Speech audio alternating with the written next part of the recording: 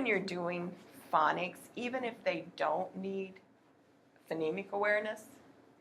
So let's say they had no phonemic awareness. Just have a seat at the table here. They were like clueless. Because you're dealing with older students, probably that won't be the problem. But if they have absolutely no phonemic awareness, like they can't, I try to do word building with them and they can't pull out a single sound. You know, they can't get g or l or even at. Then I go back to, they're called, and I'm going to put this right here, Alconin cards. So there are no letters attached. There's nothing but a picture. And we can even start with really easy ones. Now, I show you a picture of a cow because cow is easier than sun, even though it's much more complicated in terms of orthography, the sound symbol connection, but it's not at all complicated when you're just listening for the sounds. Cow is just two sounds, k, ow. Okay? So it's easier, actually. It wouldn't be if we were writing it down, but in just phonemic awareness, it's easier than sun, which has three sounds, right? Okay. So, and I kind of get my little dots that I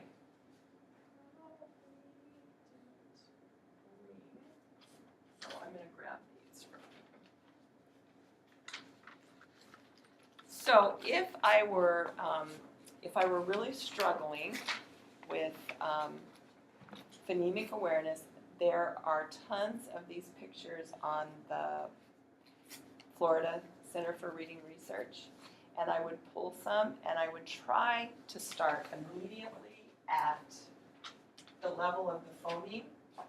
But if they can't do phonemes, I will do syllables, all right? And I'll just say, okay, we're going to do some pictures, and I want you to say it and move it. So let's start with you. You're my victim. And I like to use different colors for these because they're different sounds, and some little kids get really hung up on that.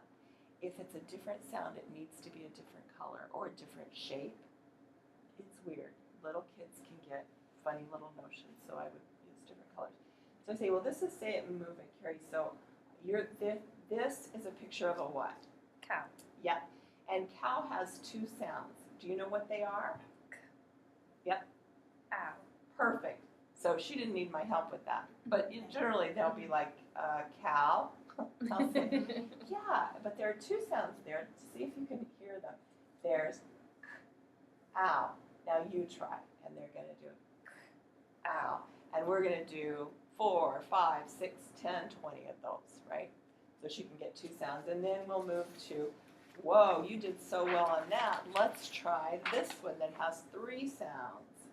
So this one has three sounds. What's that a picture of? A sun. Let's see if you can push those sounds up.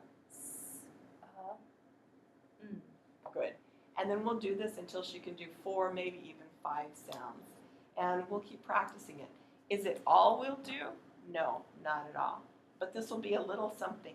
And maybe your 3 kids in your group of 3, one of them just struggles with the word building because of this. So a little bit of extra time while they're doing their independent reading, we'll do 2 or 3 of these, or 4 or 5, and try to get that going, okay? So the other thing you can do is sometimes if you're working with little bitties, it's fun to say, you know, this is, I can't remember one of my students' named these dogs, but anyway, one was Sparkles and one was something else. And this one speaks really fast and this one speaks really slow. So you work on putting sounds together, blending them. The guy who speaks fast and this guy speaks really slowly pulls them apart. Okay, so puppets or, you know, animals can help you do that. When I, excuse me, when we worked with Milwaukee this last semester, all I did was put a picture of there was a rabbit, a horse. You could choose a rabbit, a horse, a turtle, or a snail. Which picture do you want for your fast talker, and which picture do you want for your slow talker? And they were on popsicle sticks, colored cardstock. So we took one and we say, well, now we're going to say it like fast talker, and so we'd start with blending. And we'd have these same things. I'll say, wouldn't show them the picture, but say, if there might be a card with a sun, a cow, and other things on it, and I'll say, okay, you're going to do fast talker, so I'm going to be slow talker, and I'll say this really slowly, and you've got to figure out which picture I said. So really slowly I would say, and then you don't have to pull it apart completely, but you can. You can see, can they do it both ways?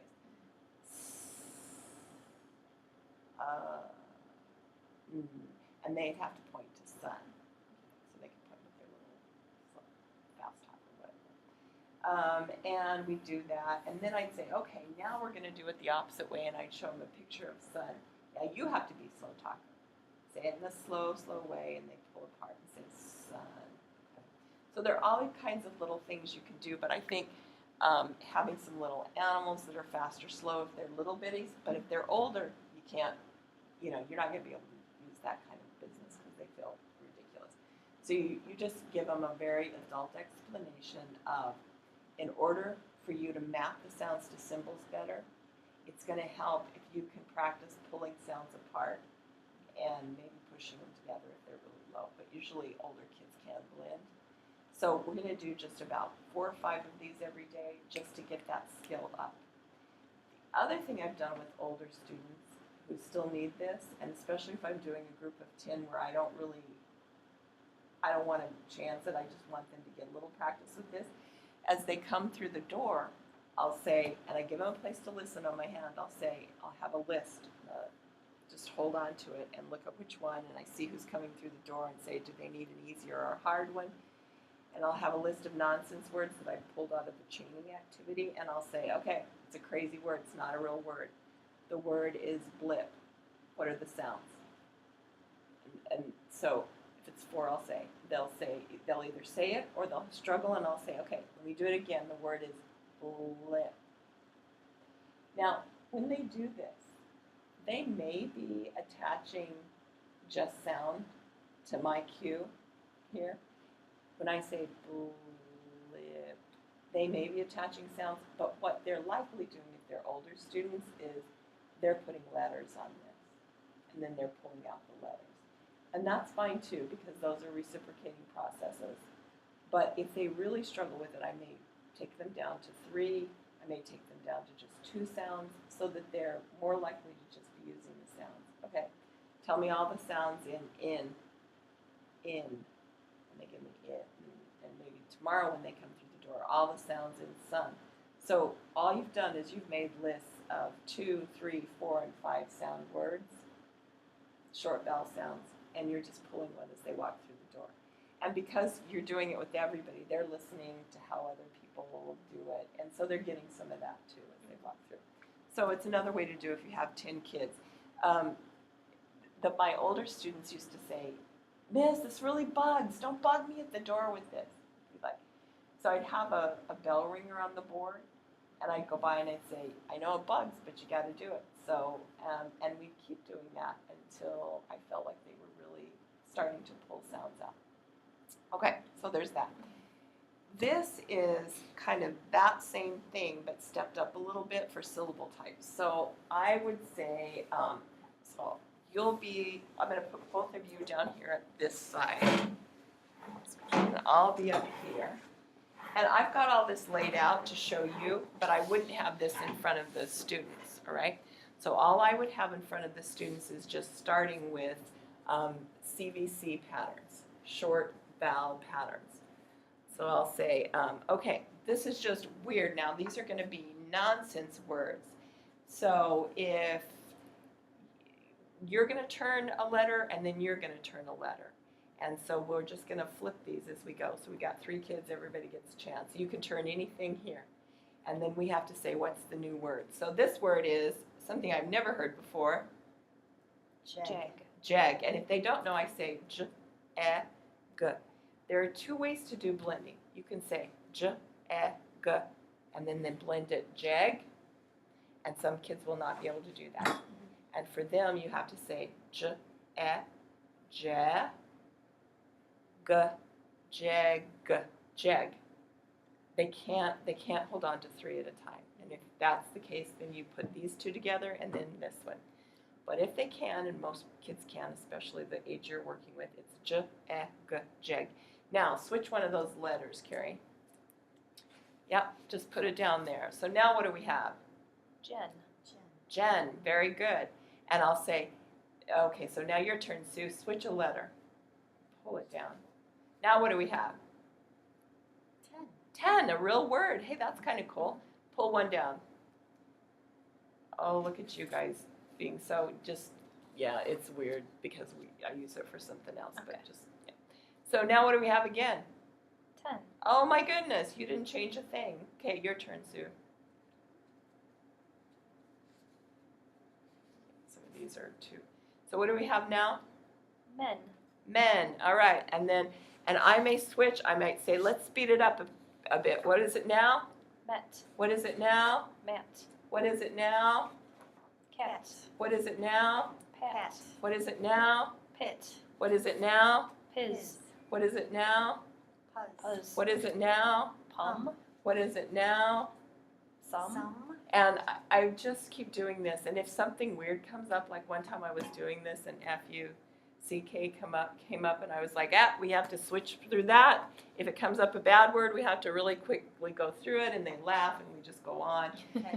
So the idea, and it happens. I've tried to really be careful. I'll give you a list of the phoneme pack, but I tried to be really careful with what I put where so that doesn't happen anymore, but it can. Mm-hmm. I just say if we come up with you never know what's going to turn up here, but if it's a bad word, just move on past it. And they'll laugh, it'll be funny. So the idea is that they get really quick and flexible at seeing closed syllables and recognizing it, boom, boom, boom. So we want this to be that they don't have to blend it every time, that they can just flexibly move it. So it's a lot like the chaining, except that, and you can do it the same thing with that. Mm-hmm. That's perfectly easy to do it. You can do this on big cards like this, or you can cut index cards in 2 and have the 3 like that. Mm-hmm. So there's ways to make it big or small. I have the big cards because we put it on a little wooden thing that my brother made for me, had a little lip, and then I could flip up there. Or somebody could play teacher and they'd come up and do the flipping, and then people would have to say it. It just gets them flexible in their brain. And basically what you're seeing here are syllable types. Mm-hmm. The reason some of these are hinged so that later on I can say, if that's some, what's this? Slum. Yeah, and then I can turn that back. If that's tum, what's this? Trum. Yep, and so it's getting them very flexible. These are hinged too. So when it says in your materials list that there are some that are hinged, it means this. So I say if this is cub, this is kolb. That's the weirdest thing. You'd never see a word like kolb. I don't know of any word like that. And it doesn't matter because I've tried to make it orthographically pretty stable orthographically, even though you never see kolb. So I've tried to kind of put things where they belong. Like I won't put a C or a K down here because it would be CK at the end of these short vowels. So I don't put things like that there. I try not to put, I try not to put a C or a G here because it changes based on what the vowel is.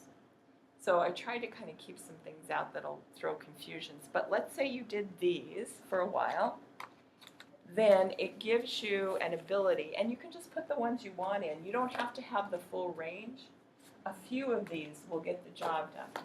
So let's say you do this for a while and then you say, oh, now I want to practice them on the silent E. So I'll say, well, here it's jeg, but if I put this on, what's it going to be? Jig. It says its name. So here it's what? Jag. If I put this on? Jag. It makes no sense, but that's what it is. And actually, that would be Jage, so I wouldn't put that on there. I would just go Jag, and then I'd turn this. This is Jan, but this is Jane, because G-E at the end. So you kind of have to watch what you're doing. If this is Jat, this is Jate, and so forth. You can pull this back and forth. Then when they get really good at that, the next thing you can do is say, you have one that covers, and you say, okay, if that is Jat, what's this? Ja. J. J. J. When it's by itself at the end, it's Yeah. going to say its name. Yep. Okay? So if this is what? What's this going to be? Jai. Yeah, a J. If this is, and there we go again, if this is, Tis. what would this be? Tie. Yep, and you Why can is go it, for why it. does it say along? Does it always That's, do that? that is the Never thought open of that. vowel. Yeah. Yeah, Yep. that's the open vowel, and this is really important for in terms of syllable patterns. Mhm. This is what they call a closed syllable pattern. So when this vowel is closed in, It's short. it's short, but when you take that off, like think about the word table, or the word no, or be, or high, it's open, and because it's open, It's long. it's long. Never thought of that. And that's how it works. But see now, if they get really flexible at that, when they reach a multisyllabic word like table, and they see that bull at the end, and all that's left is tay, they know it's tay, because that's an open syllable pattern. So then you can do things like putting an LE at the end. This would be Teisel, right? And this would be, interesting, So this would be tizzle? Tizzle. So what happened there? And then I could do things like that. So you can put these patterns in. I could do a whole series of 1, 2. When it's 1, I say it Teisel. When it's 2, guess what happens? I break it right here, because what I'm going to do always is break off the consonant LE pattern. If I break off consonant LE, what you're left with is, and that's why it's important to have taught the open syllable, you're left with Teisel. But when I break off the consonant L here, you're left with Tizzle. Tizzle. Okay? So we could do this with F's and S's and L's too, you know, because it tends to be B's, D's. We could do it. There are a bunch of patterns that I could put in here to show them the LE and how it works. I or I, and why. So I can make this sort. I can constrain it however I want. So, and at some point I'll show that, okay, I'll put these ers in here. So this would be term. That's not really how we spell term, even though that's a real word, but it would be term. Or let's see, this would be merm. And I could put these ers in. I could put all of the sounds in here so that they get, and then once they get that down, I could start putting that when AR is at the end, it's merm, or ER at the end, it's or OR at the end is but when you put these two inside, it's R and OR. Okay? So whatever it is that I'm trying to target, Okay. I set up the pack so that when we flip it, they just have to get to it really quickly and see it. Okay? So this is getting them familiar and comfortable with syllable types, but the most important thing in the beginning is just to make sure that later on you can put vowel teams in here if you want. So, you know, as long as you're not breaking any rules, like you don't put OW in here because it's, you know, out on the end. So you put vowel teams that work inside, you can put them inside and do a little bit of work at that. But the big thing on this is getting the closed syllable down, the silent E down, and the open syllable down. If they can get those three things, and then you get that consonant LE going on, they really have access to lots and lots of multisyllabic words. Okay? All right, so lots of things you can do with this. You don't need to be afraid to do, to make your pack however you want for that particular day. But get the closed syllable, just a simple pattern, the silent E, and then the open down path. Okay. That's really important. And then the consonant LE, that's another one that's really important to have. R controlled, I don't worry about it too much. You can do some of it, but it's those syllable types. Closed, silent E, open, and the consonant LE. Those just make tremendous difference in how they read multisyllabic words. Okay, so that's kind of the down and dirty on syllables and phonemic awareness. Let me stop that right there.